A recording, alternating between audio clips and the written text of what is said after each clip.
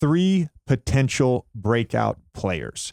I'm going to tell you how I approach this. I thought about from last season, Tyrese, a guy we knew was good, who had a breakout season, made an all-star game.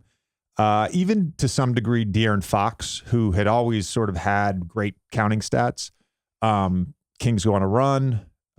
He makes an all-star game. He makes an all-NBA team. So I kind of approached it that way, that sort of breakout star. I'm not necessarily talking about guys that we don't already know are good basketball players.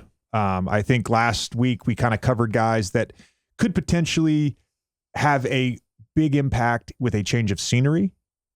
This week we're talking about guys who could potentially be on all-star level or fringe all-star. Yep. I think that makes sense. Okay. One of mine would fit into this category. We can get into the other two, but the other two are guys who I think that just not a lot of people are talking about who are going to make a leap, but I don't think they're necessarily going to make all-star teams next Someone year. On their team's NBA Twitter is probably talking about that. Yes, that is very true. That is definitely that is definitely the case. All right, you go first. All right, I'll start. I actually want to drop one name just because I love this dude so much as a basketball player, and from my interaction with him, he's a fantastic human being as well, and that's Darius Garland. And I know Darius has already made an all-star game. I think I've said this before.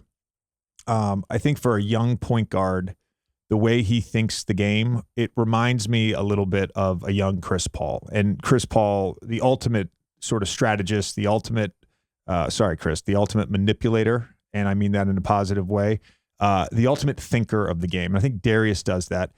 Last week, you talked about Niang. We also brought up Max Strus.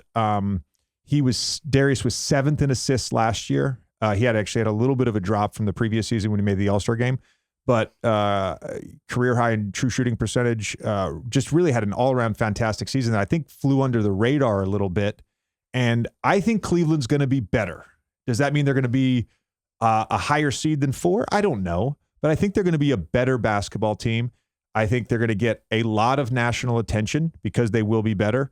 And I think in year 2 of the Mitchell-Garland pairing, I think Darius is going to really figure this out, and he's going to have more space and more passing options because that 5th guy now is going to be a shooter. Don't you also think, when you think about the timeline of the Mitchell trade last year, it was around this time, maybe a little earlier.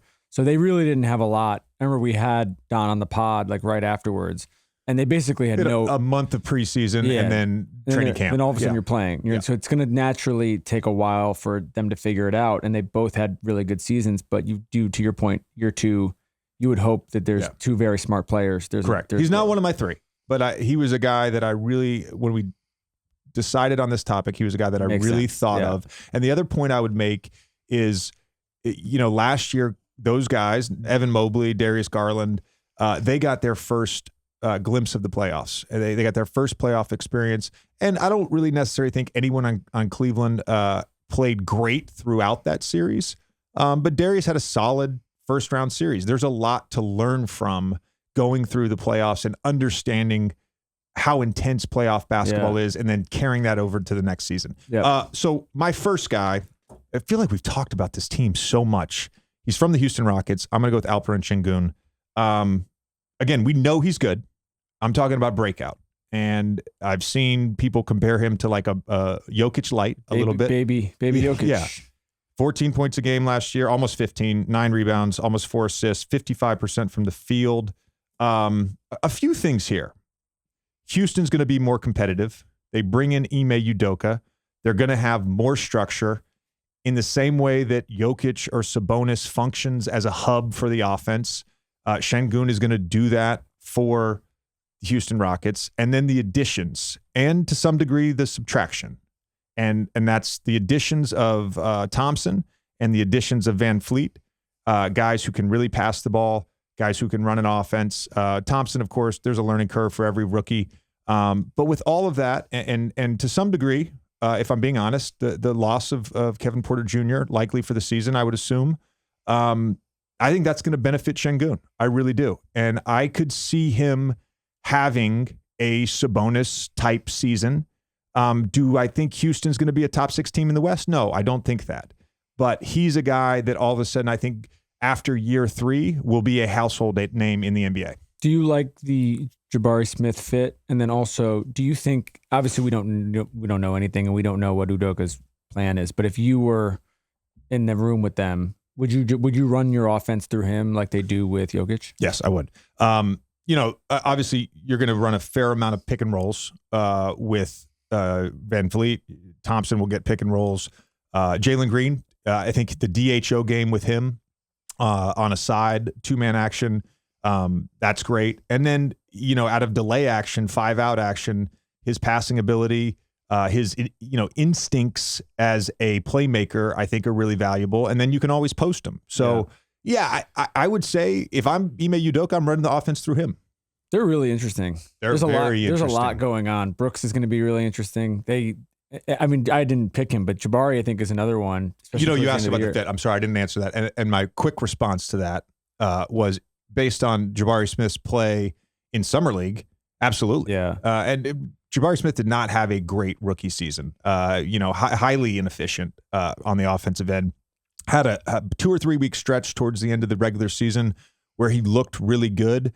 He was phenomenal in Summer League and shot the ball from the outside. And so I think that pairing works. I do. Yep. All right. My first is another guy who was a rookie last year, youngest player in the NBA last year, Jalen Duren from Detroit. I don't think, so to our point earlier, okay, I don't think he's going to be an all-star next year, but I think the team's going to be a lot better. We were talking about this last night. I think the team's going to be a lot better, and he is a major reason for that. 7'5" wingspan, 42-inch vertical, shot 72.6% of shots in the paint last year. He had the third most blocks in the rookie class behind Kessler and Jabari.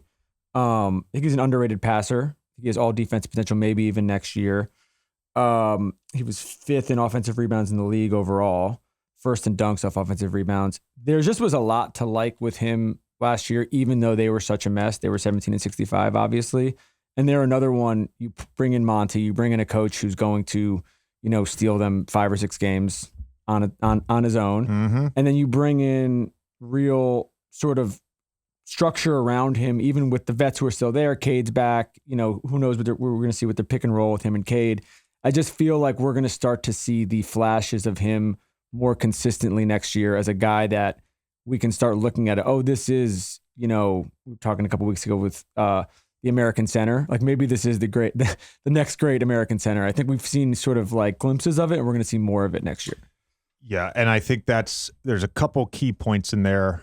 Number one, my comment about NBA Twitter and fan bases. I think Detroit Pistons have a remarkably solid NBA Twitter presence, and they're definitely talking about this guy. Yep. Secondly, you got to start him. Last year, I don't get the Wiseman Bagley thing. I do get it to a degree. Let's see what we've got here. Yeah. Jalen Duren is a better player than both those guys. Jalen Duren needs to start.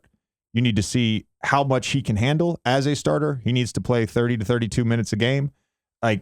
He's a better player than both those guys. On my criteria, the pick, your choice here doesn't make a lot of sense, but I understand where you're coming from, and I like it a lot. And I think Detroit is one of those teams, for me at least, that I didn't pay a ton of attention to once Cade went down, and that was very early in the season, obviously.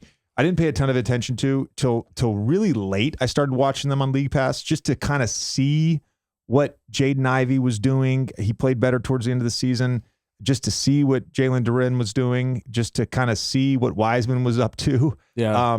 They're a team that I'm looking forward to from the jump to watch them on League Pass this year. Do you think the makeups of their team are very different, but with the Houston-Detroit comp, it feels like one thing they both have in common going into this year is with new veteran coaches that have been to the finals, that have, just sort of seen it all in the NBA, they can help establish a real rotation, and they can help us, because it does feel like with both of these teams, there's a lot of good players floating around, but you need order and you need structure. And you're like, these are our 7 guys. I don't care where he was drafted. I don't care, where this.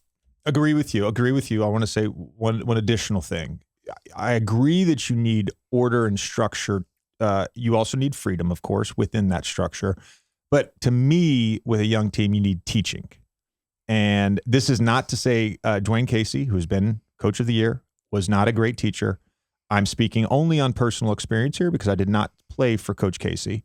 I played for Monty, and Monty is a teacher. And we were at dinner last night with a couple Nets guys, one of which will be on the pod this week. We were talking about the Pistons, and, you know, they know Monty. And Monty is the guy for this job and is the guy for this franchise. Fuck the contract, fuck the money, all that stuff. I'm not, obviously they paid him a bag. I'm talking about fit. He is the right guy for this job. And I'm excited to see kind of how these young guys develop over the course of the season. Love the pick.